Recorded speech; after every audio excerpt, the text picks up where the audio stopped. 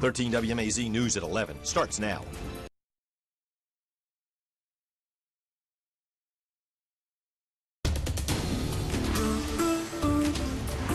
Now at 11. In favor of the motion to table and refer it back to the committee as a whole would vote yes. The BIB budget battle continues after commissioners vote down one proposal and then vote to table a second. Why the millage rate is still up in the air. Plus, you know, it's not like the old school where, you know, you just get out there and you just practice and no water, no water. You can't do that type of stuff. Blazing heat, rain or shine, Central Georgia football teams prepare for football Friday nights. How they deal with the changing elements. And the new technology of the driverless trucks is scary. The trucking industry in the midst of change. Well, what does that mean for Central Georgia drivers? 13 investigates. 13 WMAZ News at 11 starts now. Now at 11, Monroe County has a new sheriff in town, and his last name is not Biddick. Hear from newly elected Sheriff Brad Freeman. Plus, people came out to the county annex to vote for the next Pulaski Soul Commissioner. I'm Sabrina Burrs. Coming up, I'll tell you who won the race. And I just get that impression that it's not important to whoever I'm paying my fees to. a woman in Bibb County upset after she says new robotic trash trucks broke her trash can. But are they actually to blame? 13 investigates. 13 WMAZ News at 11 starts now. Now at 11. A major fire ripped through a Macon business earlier today. I'm Zach Merchant, and coming up, we'll tell you how firefighters managed to get a blaze under control that one witness says sent a fireball 10 stories in the air. Plus, 5 dead and at least 2 wounded when a suspect opens fire at a local newspaper. I'm Kylie Atwood in Annapolis, Maryland. I'll have new details about the suspect. And libraries closing, a sign at a Bibb County library causing a stir online after the Bibb County Commission temporarily cuts funding from its budget. Plus, I have a feeling that this might be in that category of studies does not hold up to the test of time. Could toothpaste really cause diabetes? We'll put the dental hygiene product to the test. 13 WMAZ News at 11 starts now. Now at 11. These days now, ain't nothing to do for the kids, baby. It's game time. 13 investigates the teen violence problem in Macon after spending almost 30 years in prison. What the man known as the King of Cocaine is doing to help kids stay on the right track. Plus, Bibb commissioners vote to make changes for county-mandated furlough days. I'm Abby Kasoris, and coming up, I'll have more on how one firefighter says this could change the morale for his department. And we're really excited to raise our national minimum wage to $15. Amazon investing in its workers, why the online shopping giant raised its minimum wage. 13 WMAZ News at 11 starts now. Now at 11. Hugs, tears. That's what I saw outside of Oak Hill Baptist Church. I'm Sabrina Burrs. Coming up, those that came to a Pike County High School football player's funeral after he dies from a game's injuries. Plus, this is the most tragic event in the 35 years that I've been with Florence Police Department. Remembering the fallen after a South Carolina officer is killed. Members of his community recall the great man Sergeant Terrence Caraway was. And ho, ho, ho! Hello! Santa's found a new side job in Texas while the jolly old elf is driving an Uber in the off-season. 13 WMAZ News at 11 starts now.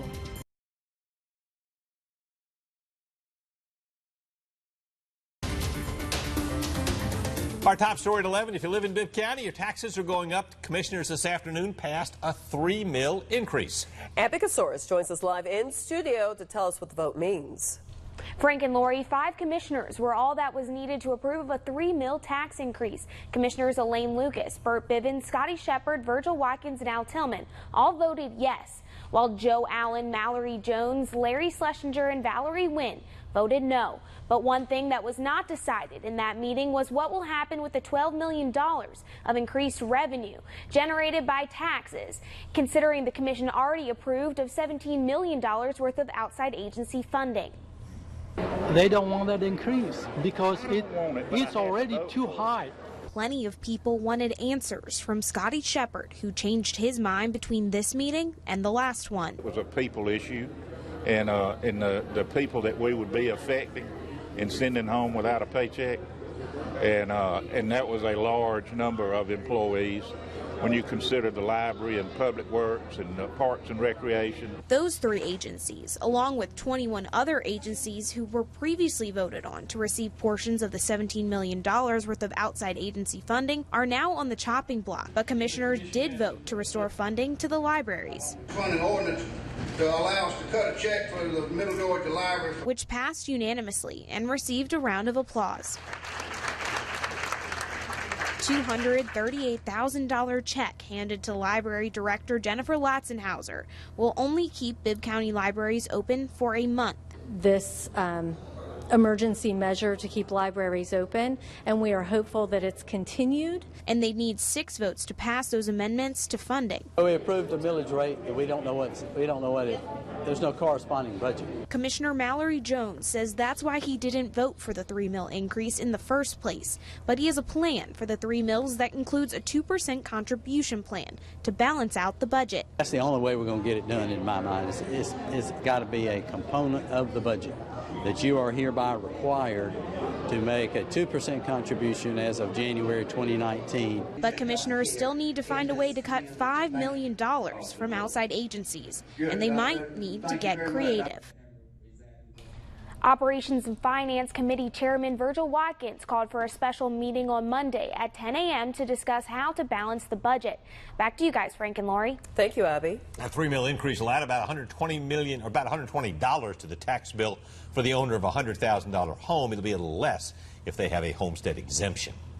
And for now, the Walker Road landfill in Bibb County will close 2 days a week. The county says they need that time to improve the landfill's rating with state inspectors. Crews need to make road repairs, cut grass throughout the landfill, fix and replace drainage pipes, and more. The landfill will be closed on Tuesdays and Thursdays through the end of August. It'll be open to the public on Mondays and Wednesdays from 8 a.m. to 4 p.m. and Saturdays from 8 a.m. to noon. If you're a job seeker in Central Georgia, you got some good news this week. Robins Air Force Base announcing plans to hire 1,200 new employees within a year. Of course, that's obviously great news for students at Central Georgia Technical College. General John Kubinick highlighted the base's partnership with Central Georgia Technical College yesterday, calling it part of their pipeline of employees. The general said the base is looking for engineers and aircraft maintenance personnel. Michael Engel, a dean at Central Georgia Tech, said the school can get students the skills they need to apply for those new jobs fast. We have been providing technicians to the base for decades. We have supplied thousands of the base's current workers, and we'll continue to train that workforce for generations to come. To learn more about the job openings at Robins and to find out how you can apply, you can visit our website, 13wmaz.com. Children playing with toy guns can lead to a dangerous situation, especially with law enforcement. Bibb County Sheriff's Department posted on social media a picture of what looks like a real handgun, but it was actually a BB gun. They said they couldn't tell the difference, and people in the neighborhood couldn't tell either when they saw a 12-year-old boy carrying it around. Inslee Nichols explains how toy guns can be more dangerous than you think. When using a gun, safety is the #1 priority, and the same applies to toys, especially when they look like a real handgun. That's a BB gun. This shoots a 9mm pistol round. You come at a policeman with one of these in your hand and a policeman doesn't know. It looks just like this other one. For 22 years, Hamp Dowling stresses gun safety to anyone who walks in his shooting range, even children. Teach a lot of young kids how to shoot, but the first thing they learn is the safety. You got to teach them responsibility with firearms. Anytime they handle a firearm, they've got to become responsible. And toy guns are no exception. Whether it's a BB gun or an airsoft gun, it's important to treat all guns as if they're real. Law enforcement says children under 16 should only use BB guns under adult supervision.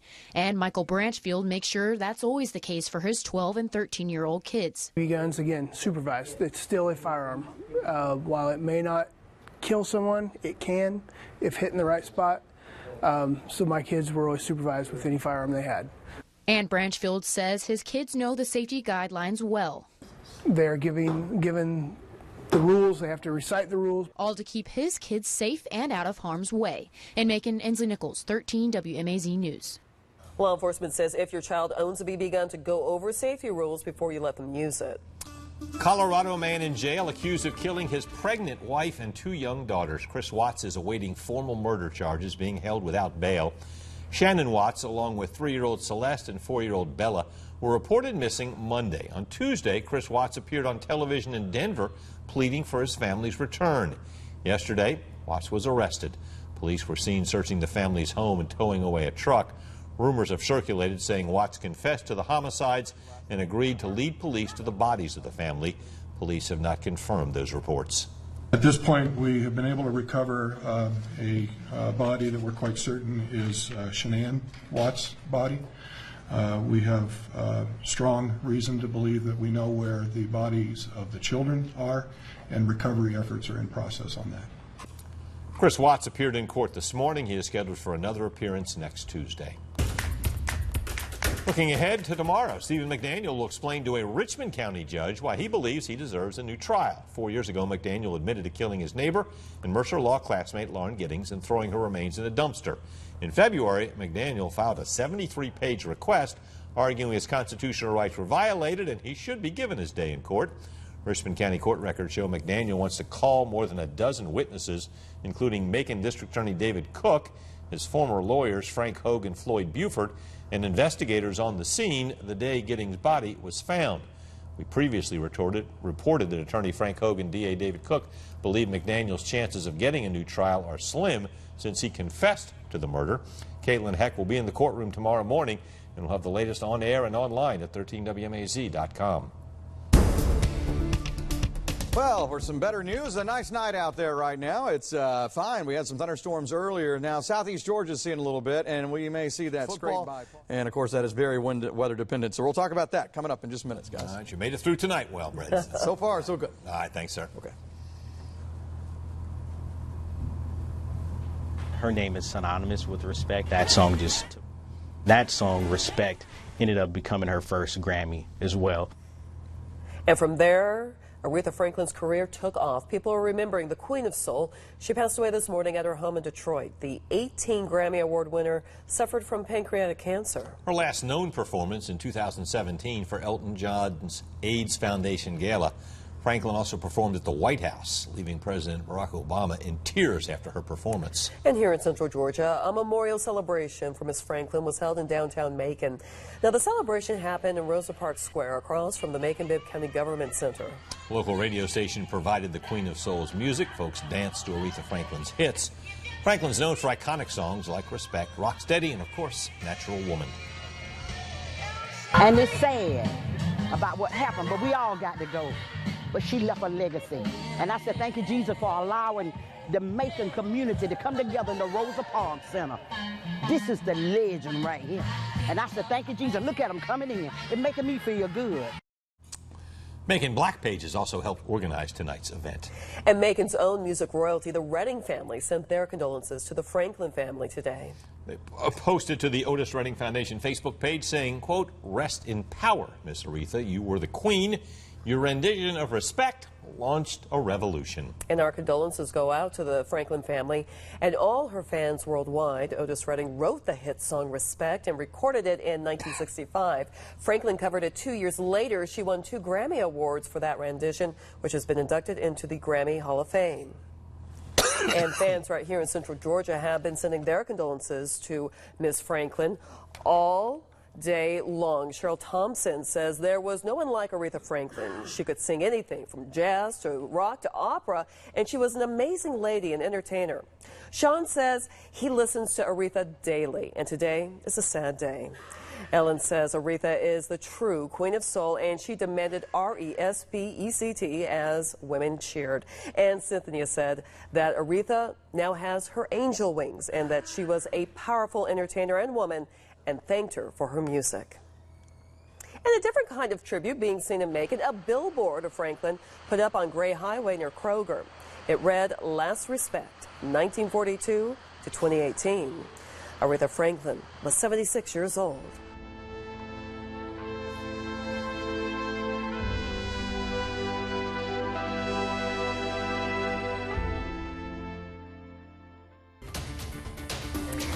Our top story at 11, Macon commissioners approved a $15 million to fund outside agencies that had previously been cut.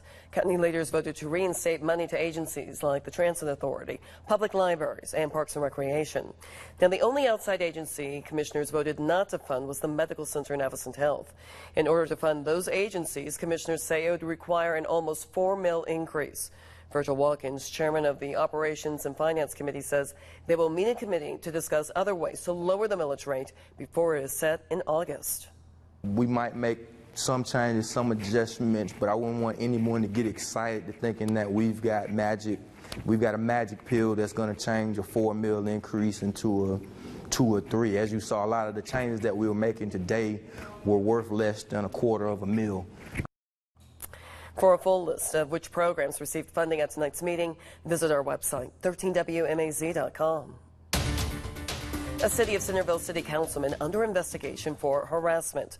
According to a resolution read by Centerville Mayor John Harley and approved by the council, the Councilman Edward Armijo is being investigated by an outside law firm after an allegation of workplace harassment.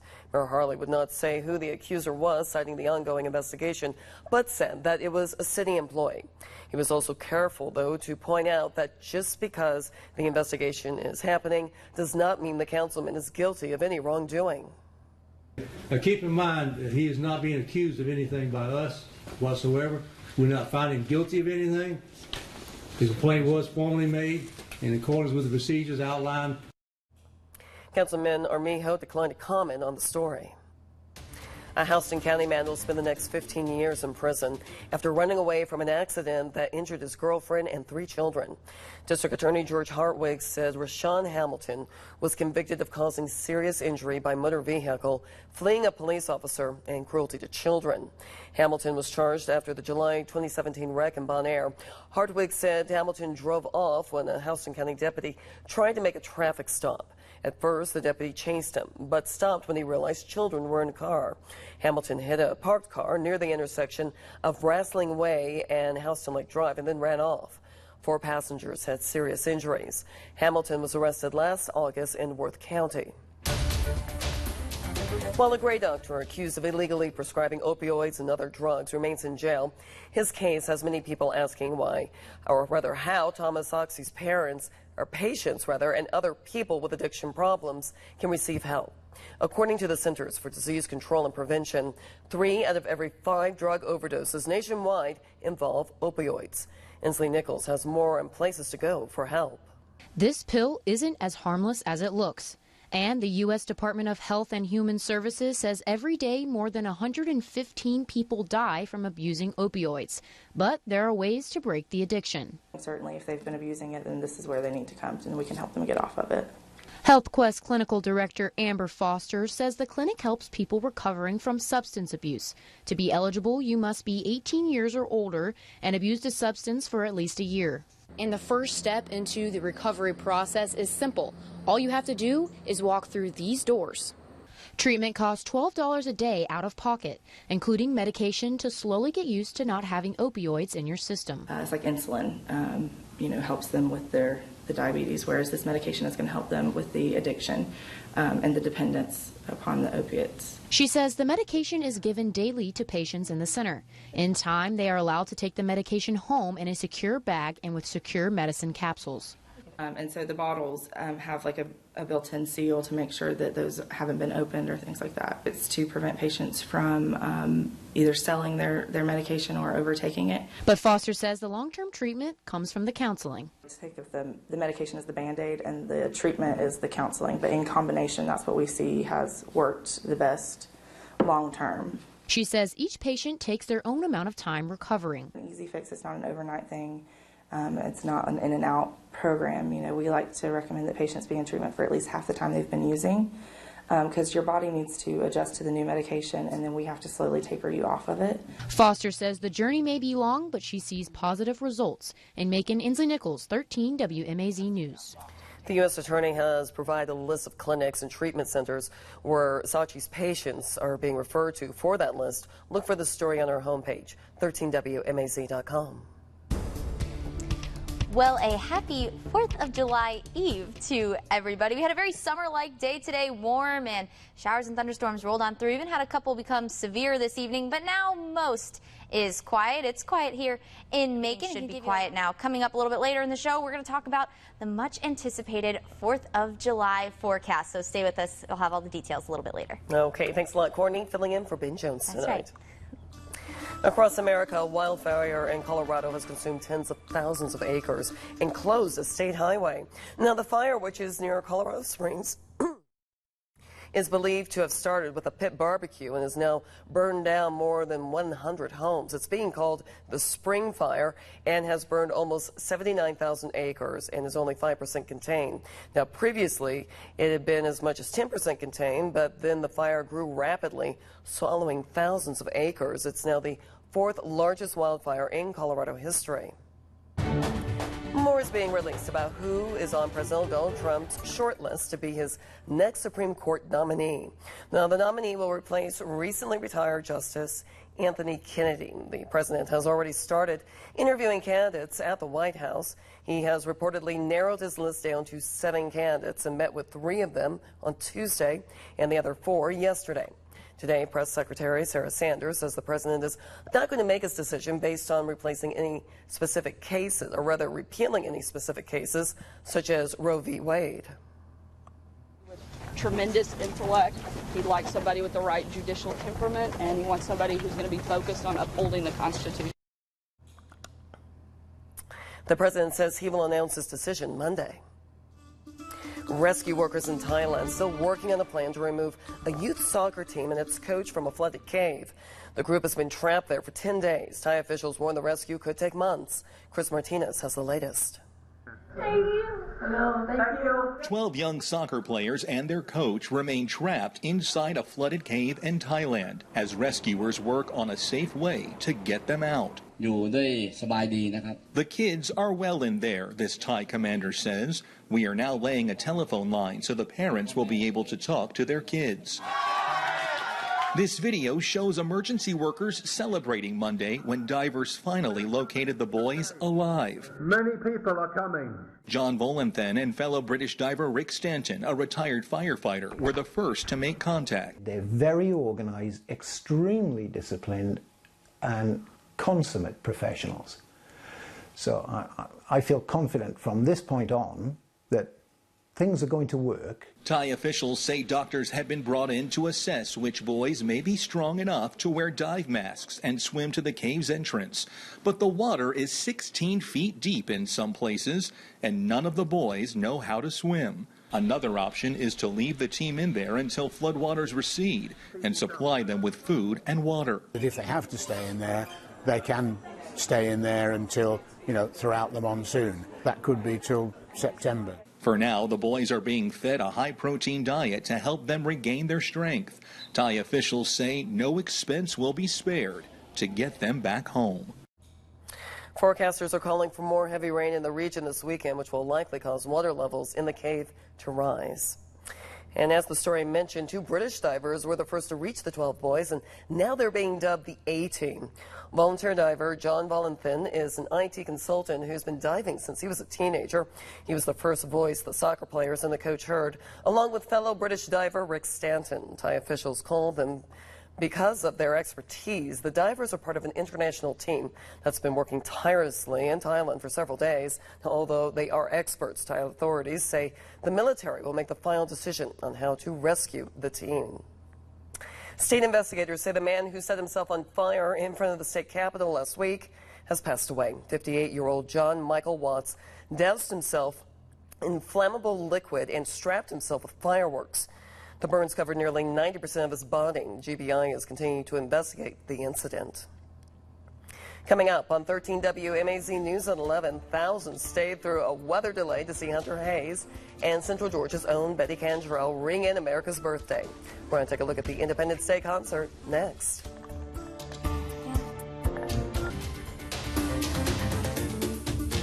Our top story at 11, the continuing saga of the Macon-Bibb County budget. Macon-Bibb County Operations and Finance Committee met Friday to talk about the county's money matters.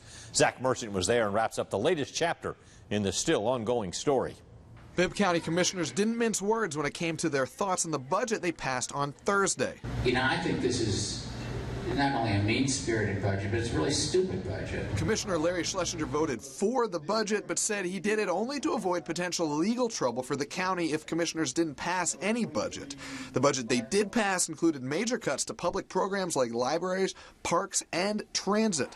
The Bibb County Finance and Operations Committee met to discuss ways to keep these services in operation. And I'm prepared to support restoring funding to these agencies. And so are a majority of Commissioner Elaine Lucas's fellow committee members. Over the course of the more than 2-hour meeting, Commissioners Mallory Jones, Virgil Watkins, Larry Schlesinger, and Lucas approved 4 motions that would amend the county budget and free up millions of dollars for county parks, transit, health services, and libraries. The full commission will make a final vote on the motions Tuesday, and according to Watkins, if they're passed, it would require a millage rate increase to offset the spending. 3.6 mills in all if all 4 motions are adopted. Something he says is necessary. I strongly believe that these agencies and these departments deserve funding. Commissioner Mallory Jones was the lone voice of dissent on 2 of the votes, and about 2 hours into the meeting, he got up and left, ending the quorum, something Commissioner Al Tillman did not approve of. That's a dereliction of duty in my estimate. Jones says he walked out because he had a prior engagement and had only been notified about the meeting Friday morning. Jones said if it had been the final vote on these topics, he would have stayed as long as it took. In Macon, Zach Merchant, 13 WMAZ News. Well, Larry Schlesinger also left the meeting before its conclusion due to a religious obligation. According to Virgil Watkins, if any of the motions are approved at Tuesday's full meeting, the funds will be restored immediately. He says the millage rate increase would be assessed in August. In the midst of all the budget back and forth, we want to make sure that your questions are answered. Several viewers reached out to us here at 13 WMAZ asking if Mayor Robert Rickert and Bibb County commissioners are being paid their salaries. At this afternoon's meeting, Zach Merchant asked Commissioner Al Tillman that question. He said he's still getting paid, but he'd be willing to give up his salary while the budget is under construction. And I have no issue if we need to give up our salary for the next 30 days or for the next a week or so, if that'll help with this process. According to County spokesman Chris Floor, the mayor and all the commissioners are still being paid. All right, while we continue to wait and see what the Bibb County commissioners are going to do when it comes to voting Tuesday, Bibb County Public Library says, well, they're going to have to close 3 of their branches starting Monday, leaving open only Washington Memorial Library. Workers at the Shirling branch handed out flyers asking visitors to contact Bibb commissioners, asking them to restore library funding. Library Director Jennifer Lotzenheiser says the Riverside, Shirling, and Lanford branches will close Monday. Lotzenheiser says all library employees will then work at the Washington Memorial Library until further notice. That's the only branch that will stay open, and that will only be until library reserves run out. Funding for the libraries was included in the Budget and Finance Committee approval for funding that happened today, but it would still need full approval by the Commission on Tuesday. All right, pretty quiet out there tonight, and this has been a rare thing this week as we had so many thunderstorms, big lines, for multiple days. Now, just little clusters out there, and you can see them in some of our southeastern counties. Here we go into Telfair and Wheeler counties. You can see chances for both days this weekend, and we'll go ahead and look ahead to the 4th of July. That's just minutes away. Now, the weather is up around the country, and to show you how hot it was in Cedar Rapids, Iowa today, a news crew decided to bake some cookies in a car. Sure, why not? Temperatures in the area reached into the 90s with a heat index in the range of 100 to 110. Of course, we're no stranger to that. The team put the cookies in to bake this morning, and temperatures reached more than 141 degrees. The team checked on the cookies during their noon show today, and they weren't quite done, but surely would have been with just a few more hours to bake. It looks like they are kind of, this is a time lapse, so you can see them kind of bumping up a little bit there. Interesting. Yeah, there you go, especially when you take it back to the beginning. So, I don't know if we'll be able to bake any cookies on the windshield, but as we go through this weekend, and again, what I'm going to talk about in a little bit is the rain chances, not just for the afternoons, the typical heat of the day stuff. That's on the way. Well, baked or not, I'd still have one of those cookies. Absolutely. So, pretty good. Raw cookie dough is great. Folks in Central Georgia woke up to a flash flying across the sky. A few people sent videos to our Facebook page asking, what was it? Courtney Giacovazzi found an out-of-this-world answer. Before the sun came up, viewers like Jesse Figueroa and Trent Miller's eyes were looking up at the sky, taking these videos that looked straight out of a sci-fi movie. But what exactly was it? Contrary to what you might believe, it wasn't a bird, it wasn't a plane either, and it wasn't Superman, or our failed attempt at the rendition of the film. For all you Star Wars fans out there, I hate to tell you it wasn't the Millennium Falcon. What do you think? Well, what do you know? But it was the latest SpaceX mission. 3, 2, 1. We have ignition and liftoff. The Falcon 9 rocket powers the Dragon spacecraft toward the International Space Station. The launch happened just before 5:45 this morning from Cape Canaveral, Florida. The rocket reaching speeds of over 600 miles per hour in just a minute after takeoff. At 1 minute, 5 seconds after liftoff, Falcon 9 reaches transonic speed. According to a Facebook post from viewer Trent Miller, the video was taken around the same time as the launch. This mission served to resupply the International Space Station and explore things such as artificial intelligence, plant water use, and even the formation of inorganic structures without the influence of gravity. Just over 1 minute left in the flight of the first stage of the Falcon 9. By no means a small step for man, and yet another giant leap for NASA. On Mother Earth, Courtney Jacobazzi, 13 WMAZ News. The next rocket launch at Kennedy Space Center scheduled for August the 4th. Well, if you've ever wanted to spray paint graffiti in a wall, now's your chance, legally. The graffiti wall is located in the alley near 1st Street and Cotton Avenue in downtown Macon. It's open to anybody who wants to practice their artistic skills or just spray paint the side of a building. The 567 Center for Renewal partnered with local professional photographer Mark Thompson, who paid for the project. The 567's art director, Colin Pendorf, says he hopes this wall will put graffiti art and the people who create it into a more positive light. Giving these people an actual legal space to hone and play with their craft would help both diminish the graffiti marks in downtown Macon and make this a space that's positive and fun for people. We have plenty of white paint in store at the 567, so when we decide to start with a clean slate again and we get a whole new month of murals. 567 started planning the wall last September when the alleyway was vandalized and spray painted with vulgar writing. They hope this designated area will provide a legal space for people to express themselves appropriately. All right, it's happened. The last remaining Toys R Us store closed in the U.S. today. After a final Friday of clearance sales, the once popular toy store filed for bankruptcy in September of last year. Many of its stores were failing to turn a profit. Toys R Us announced it would start its going out of business sales in March. And eventually they shut down about 700 stores. Picture of the store's mascot, Jeffrey the giraffe, blew up on social media. Jeffrey pictured holding a suitcase, ready to leave the store he called home, bringing back memories for many of a store that brought a lot of joy to a lot of people for a lot of years.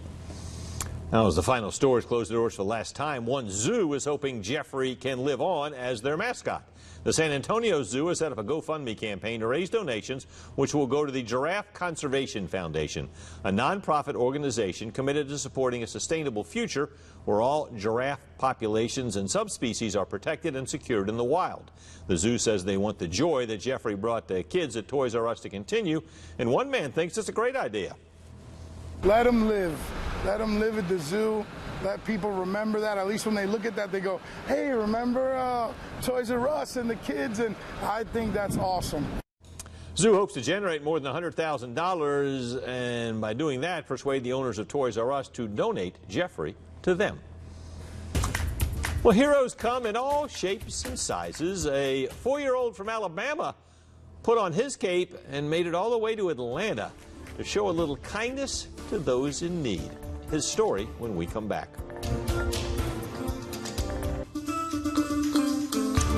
It is election night 2018 all across Georgia, and the race for governor. Brian Kemp jumped out to an early lead, and he continues to hold that lead tonight. Fairly comfortable lead right now, although Stacey Abrams has cut into it a little bit. It's now down to about a 9 percentage point lead, but still about 250,000 votes separating the top two, Ted Metz, at about 1% right now. We have reporters in Athens and Atlanta covering both campaigns. We begin in Athens with Chelsea Beimfor, who is with the Brian Kemp campaign.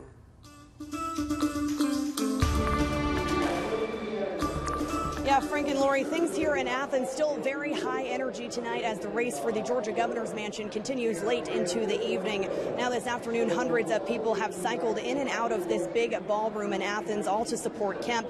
Many wearing stickers and hats and a lot of red as Kemp fights to keep the blue wave out of Georgia. This afternoon, we talked to a lot of central Georgia politicians. Many say they agree with Kemp's idea to expand economic development in rural Georgia, cut taxes, and give pay raises to Georgia teachers. Now, I just spoke with Warner Robins Mayor Randy Toms a few minutes ago, who echoed all those sentiments and added that Brian Kemp is just generally a very caring and kind individual. He's always been a very personable person to me. He's always, the first thing he ever does is ask me what can he do to help. And so I just believe in that kind of person, and I've supported him, and I hope that we're here to see him take over. We will be here in Athens the remainder of the evening as those election results continue to come in. For now, live in Athens, Chelsea Vine-Flora, 13 WMAZ News. Thank you, Chelsea. Now let's go to Atlanta. We check in live with Zach Merchant. He is the latest on what's happening at Stacey Abrams' headquarters. Guys, as you just said, Stacey Abrams, according to the latest returns, trailing Brian Kemp by about 9%. With the mood here, the crowd still enthusiastic, still optimistic, and that's exactly how the campaign wants them to be. Surrogate after surrogate has come out to the podium and told supporters that anything can still happen tonight. The race is not over, and they're warning supporters to prepare for a long night. And U.S. Representative John Lewis, he hammered that message home just a little bit ago. Take a listen. Thousands and millions of people all over the state, all over America and around the world are pulling for Stacey. And we must not give up or give in. Okay? Are you with me? Are you with me? Are you with Stacey?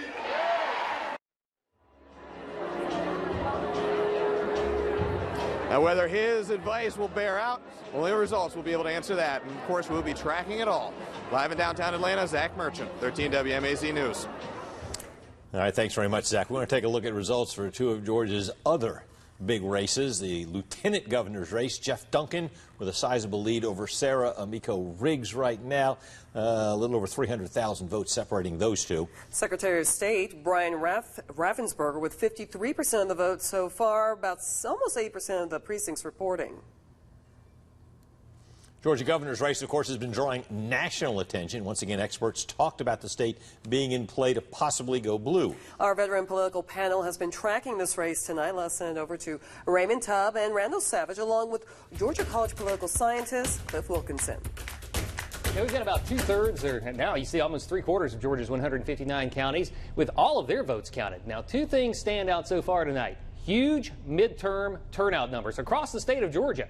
And also a vote percentage that so far looks pretty similar to some statewide races that we've seen going back to 2014. Usually around 53% for the Republicans and 45 to 47% for the Democrats. So far, that talk about blue wave is still just a ripple in Georgia. It simply is not taking effect. We do not see the blue wave happening. We see both sides energized. Both are voting in those same percentages we saw before. In fact, what is interesting, and we may go back to that time period just before the Kavanaugh hearings when the Democrats seemed to have all the enthusiasm. They seemed to have the momentum.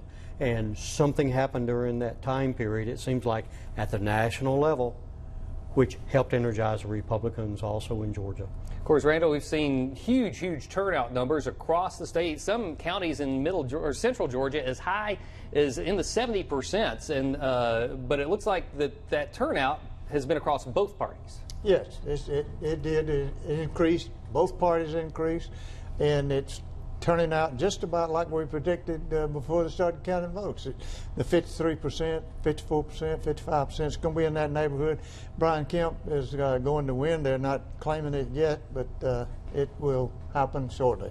If there's any hope at all for Stacey Abrams, it's that some of the urban areas that would tend to go Democrat, they're going to have big numbers and they're going to be late to report. But right now, so far, Kemp seems to be holding on pretty tight to that lead. And Frank and Lori will be watching those numbers as they come in throughout the evening. Raymond Tubb, Randall Savage, and Cliff Wilkinson, thanks so much for your insight. Taking a look now at the results for the amendments that were on the ballot. Remember when you checked out, and most of them are winning sales tax distribution to schools, 70% saying yes for that. And creating an outdoor trust fund, 82% approving that so far. Create a state business court, 69%. Again, all these big numbers going in the yes column. Forest conservation tax breaks, that is at 62%, the majority approving that. And as far as Marcy's Law, this is what it was called, establishing crime victims' rights. That is overwhelmingly passing yes. That is with 80%. And the homestead exemption for certain cities, 57% of the voters approving that. Along with the tax exemption for homes for disabled, 76% of the voters approving that. So like you said, Frank, yes on many of those amendment questions. Now, tonight we had two candidates running to replace Bubba Epps, representative for Georgia House District 144, which actually covers parts of 7 central Georgia counties. Right now, we see Republican Danny Mathis with a very large lead over Jessica Walden. That's with close to, well, over 70% of the precincts reporting. Sabrina Burse has been covering this race. We check in now with Sabrina live. I'm here at the Cochran Community House where Republican Danny Mathis has won State House seat 144. His election party has ended and people have already headed home. Democrat Jessica Walden, I spoke with her. She says that she gave him a call and conceded. Mathis says that his team and the community have been very supportive to get him to this point. And all the folks that have been a part of this, it's just humbling, and it's come full circle, and we have prevailed, and I'm just so thankful. Mathis says all the hard work has finally paid off, and now he's ready to make the district proud. In Cochran, Sabrina Burse, 13 WMAZ News. All right, Sabrina, thanks very much. Danny Mathis, your winner, House District 144, succeeding Bubba Epps. Well, it's a day that saw some rain move through it. That line of showers and a couple of thunderstorms we talked about. We could have some strong weather with that. Good news, no warnings out today. Here's a look over downtown Macon where kind of in a... And if that weekend's not cool enough for you, I think I got some... You're going to like even colder next week if you like it really cold. That's coming up.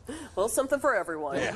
Thanks a lot, Ben. We'll see you later. Carried away with that cold yesterday. I know. We're keeping a close eye on the polls. Results continue to come in tonight. Avery Braxton is at the Bibb Board of Elections on Pioneer Avenue, and we're checking in with him live.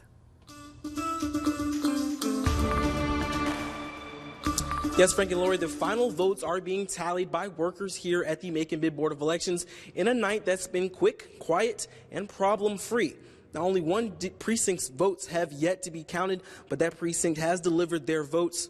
Only those and the votes of mail-in absentee ballots are left, and those total in the thousands, according to election supervisor Janetta Watson. Over 53,000 people voted in Macon-Bibb County. The last unofficial voter tally had that at 53% of registered voters, and 60% of the county so far voted for Stacey Abrams. The work isn't quite done here, but it will be soon. We have actually closed out earlier than we thought. We thought we'd be here till about midnight or 1. So the polling locations have did a wonderful job reporting in tonight in a timely manner. Watson said that provisional ballots will also be counted over the next few days for people who may have come into the wrong polling location, didn't want to go to another one, or just didn't have proper ID. She said those should be all wrapped up by Friday. In Macon, Avery Braxton, 13 WMAZ News. Thank you, Avery. And for those who may not have had proper ID and filled out a provisional ballot, you must show proper ID to the Board of Elections by Friday at 5:30. Taking a look at a few local bills here in Central Georgia. The first, the brunch bill, that is in Bibb County. Looks like that'll pass, 64% in favor of that. And the same in Perry, the city of Perry, the Sunday brunch bill. Again, with 63% of the vote, well, 50% of the precincts reporting so far. Baldwin County T-Splosh, they tried to get this passed again. That's the transportation splosh, and right now it looks like, yes, that will pass. It's been trailing most of the evening, but according to those totals right now, it has passed the T-Splosh in Baldwin County. Amir Jacobson, along with volunteers from Mercer University, have reached out to different counties tonight gathering results. Yeah, Amir joins us now in the 13 WMAZ newsroom to get some insight. Yeah, Frank and Lori, it has been an exciting night in the newsroom. There's a lot on the ballot, a lot of people running for things, amendments, and getting all of those votes and getting them to you as quickly as possible is definitely a team effort. Students were here with me tonight helping to tabulate some of those votes, and one of those is Cheyenne. Cheyenne, if you can come on over here and tell us, what were you following tonight? I was following just the governor's race on the Secretary of State website. Stacey Abrams has been trailing behind about 8 to 10% most of the night. As of right now, most of the Atlanta counties haven't really finished their reports yet, but most of them, like Fulton, Gwinnett, and Cobb, Stacey Abrams is leading. So I definitely think it's going to be a close race between the two of them. Okay, did you have to end up calling any of the location places? I called a couple surrounding counties in the middle Georgia area. A lot of them were early voting, so it was kind of earlier in the night. So I didn't have a lot of information, but I've mainly just been focusing on the online aspect. Okay, all right, thanks so much. So Frank and Lori, tonight students were in here getting with all the website updates, calling the polling locations, and getting all those numbers for you. They are online, and of course they will be here on our newscast as well. Back to you in the studio. Thanks so much, Amir. Central Georgia race will head to a runoff. We'll tell you who the two candidates will be in the Monroe County Sheriff's runoff. Well, we talked about rain coming back, and it will as we go through the day tomorrow. Check out what we did today. Amazing stuff. 83, close to a record of 85. Look right below that 85 at 26. Could hit that number or close to it next week. 7 days on the way.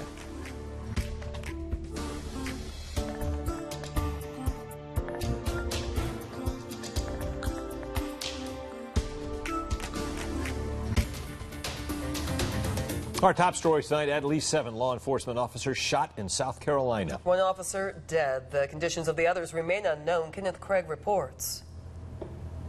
The tragedy unfolded Wednesday evening in Florence, South Carolina. Today we lost a good friend of mine, an officer that I've known for 30 years. Officers were trying to execute a search warrant at a home in the vicinity of Vintage Drive and Hoffmeyer Road. As they approached the house, someone opened fire at them. These officers went there unknowing the firepower the suspect had. And again, they thought it was a random search warrant. Within minutes, 3 sheriff's deputies and 4 city police officers had been shot. The county coroner said an officer from the city has been pronounced dead. The conditions of the others were not made public. Fire was being shot all over. The way the suspect was positioned, his view of fire was several hundred yards. So he had an advantage. And the officers couldn't get to the ones that's down. About 2 hours after it began, the Florence County Emergency Management Agency declared the active shooting situation over, saying the suspect had surrendered following a standoff with police. Now, a City of Florence spokesperson confirmed to the Associated Press that this man, Officer Terrence Caraway, was the officer killed tonight. Investigators say there were a number of children inside the home at the time. None of them were hurt. This type of incident not unheard of in Central Georgia. We have seen 11 members of law enforcement killed over the past 12 years. In March 2006, Bibb County Deputy Joseph Whitehead was killed in a drug raid at a home on Atherton Street in West Macon. Whitehead was a part of the drug task force, and when the force served a no-knock warrant, men inside the home opened fire. The 2 men accused of firing the shots that killed Whitehead, Antron Fair and Damon Jolly, took plea deals and were sentenced to life in prison without parole in 2012. In 2014, Christopher Calmer shot Monroe County Deputy Michael Norris while responding to his attempted suicide. Calmer killed Norris and injured Deputy Jeffrey Wilson. He was found guilty of the shooting last year and sentenced to life without parole. 2016 saw 7 members of various Central Georgia law enforcement agencies killed. The first, Bibb County Deputy T.J. Freeman, killed in May 2016 in a crash during a pursuit at the intersection of Columbus Road and Buena Vista Drive in West Macon. A Toyota Camry driven by Martavius Kinder took off from Eisenhower Parkway and collided with Freeman. Kinder pleaded guilty, was sentenced to 20 years in August 2017. Also in August of that same year, Eastman police officer Tim Smith was killed while responding to a suspicious persons call near Main Street. According to the GBI, Smith had a conversation with Royheem Deeds outside of his patrol car when Deeds shot and killed him. A grand jury indicted Deeds in September of 2016, and he pleaded not guilty to the shooting this past March. In November of 2016, Peach County Deputy Darrell Smallwood and Sergeant Patrick Sondren were killed when Ralph Elrod opened fire at the officers outside his home in Byron. The two were called to the home due to a neighborhood dispute. Elrod opened fire when the pair arrived on the scene. Elrod originally pleaded not guilty, but changed that plea last month as part of a plea deal and was sentenced to 2 life sentences without parole, plus another 100 years. A few weeks later, Macon-based U.S. Marshal Patrick Carruthers killed while serving a warrant for Dontrell Montrese Carter at a home in South Georgia. Carruthers was part of a team of marshals serving the warrant. Carter allegedly opened fire when the team entered the home. The marshals returned fire, killing Carter. And in December of 2016, America's police officer Nicholas Smarr and Georgia Southwestern State University officer Jody Smith were killed while responding to a domestic dispute call at a home on Lee Street in Americus. When the pair arrived, Minquel Lembrick ran from the scene. After a chase in the backyard, Lembrick shot and killed both officers. The next day, Lembrick shot and killed himself after a SWAT team surrounded a home he was hiding in. Finally, in June of 2017, Department of Corrections Sergeants Christopher Monica and Curtis Ballou shot and killed in Putnam County. Prosecutors say prisoners Ricky DeBose and Donnie Rowe are responsible. The deadly shooting happened during an escaped attempt on a prison transport bus. DeBose and Rowe touched off a 3-day manhunt before being arrested just outside of Nashville. No trial dates have been set. Well, changing gears here in the weather department, we have had heat and the humidity has been a little bit lower, so it's helped the way things feel outside. The heat index has not been a big of a problem. It is fair to make its way here. Will there be a front for us next week? We'll address that 7 days up in just minutes. It'll be a front, it'll be another warm front, just like we've seen for the past several months. Got to tease it anyway, right? Yeah, thank you, sir. Okay. New details on the story we brought you earlier today. Blue Cross Blue Shield reached an agreement with Hospital Corporation of America. Earlier today, we explained how you might have issues with insurance if you have Blue Cross Blue Shield and sought medical attention at the Coliseum Medical Center in Macon, the Dublin Multi-Specialty Group, and the Fairview Park Hospital in Dublin. According to a news release from the Coliseum Health System, they reached an agreement around 6:30 tonight, and it's backdated to October 1st, so there should be no lapse in insurance if you've been to see your doctor recently. If you have any questions, reach out to your provider for more information. Family, friends, and teammates of Pike County football player Dylan Thomas gathered today to remember the young man. Thomas tragically died after a football game Friday night. He was helped to the sidelines by trainers during last Friday's game against Peach County, complaining of leg pain. He later collapsed and died Sunday. An official cause of death has not been released. Those who came to the visitation say they will miss the young man who wore number 32 on the football field. There's guys from different football teams that didn't even know him, and they're here just to show their support and love for this entire community, and it's what this sport's really brought us. It's brought us together, and we really love this sport. Dylan's funeral is tomorrow in Williamson, Georgia. It'll take place at Oak Hill Baptist Church at 4 o'clock. The family is asking any football player who attends the funeral to wear their school jersey to the service. In the past week, 6 people in Warner Robins found damage to their cars and homes because of BB pellet guns. Warner Robins Police Department says some of these cases could be related. Sabrina Burrs has more on why one homeowner says people underestimate the power of BB guns and pellet guns if handled improperly. Ham Dowling handles guns almost every day at the Eagle Gun Range. In here, we got big guns going off, so we're just going to shoot a little pellet, a BB gun. Since Sunday, the Warner Robins Police Department reported 6 cases of BB gun and pellet gun shootings. Dowling wants people to know that they can be just as dangerous as a regular firearm. Dowling says whenever you're dealing with a BB gun, you should always have on safety glasses. But what about if you're on the other side of the trigger? Stephanie Williams says Monday around 5 a.m. she found her car windows cracked because of a pellet gun. It was very, very nerve-wracking. I mean, to have someone just to violate you for no reason so whatever. Williams says she was on her way to work. Now her car is going to cost hundreds of dollars to fix, but she's glad no one was hurt. I could have very well been coming out in the midst of everything going on. And so don't tell them how, they would have provoked it because they see me. Dowling says BB guns are easy to buy because they're cheap, but if hit in the right spot, pellet guns and BB guns can kill. Why, they do things we'll never know. We'll never know. Children are children, and sometimes it can be young adults as well. Sabrina Burst reporting. Warner Robins Police Department still investigating. Anyone with information can call the Warner Robins PD at 478-302-5378. The number once again, 478-302-5378. Women around Central Georgia competed in a bodybuilding contest, and we're ready to learn more all about it. We're checking in with Dee Henry, who trained some very special ladies. She's going to tell us more about that process. All right, what do we do today? Well, it was another warm one. 10 away from the average high. 81, that's about where we're supposed to be, and we were 4 off of a record. More heat when we come back.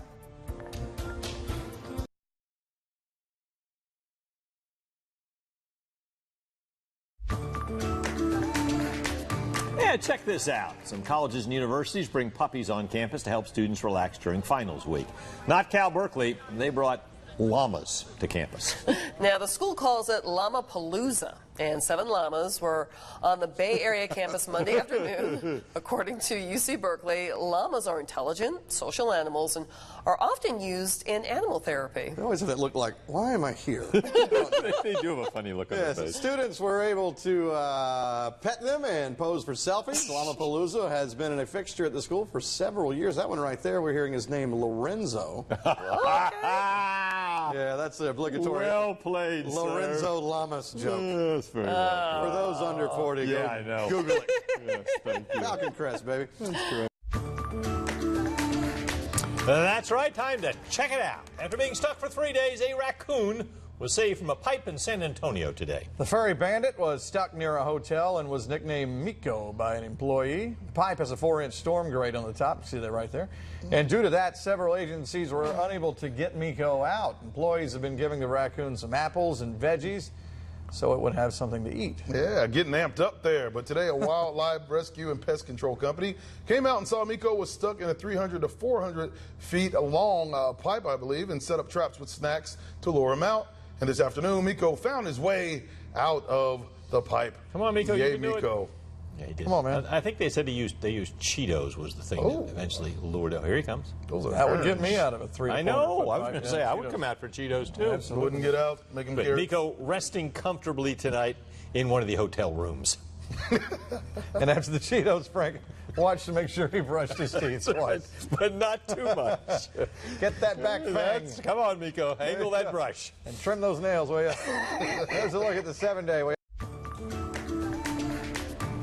All right, 9th annual Diaper Derby held today in New York. Baby Ted Bradley crawled to the finish line first, and there you see Ted, and took home the gold, or rather, I guess it was a plastic trophy. I would assume, yeah. His mother, Lindsay, says Ted just has natural talent and was born with the gift of crawling really, really fast.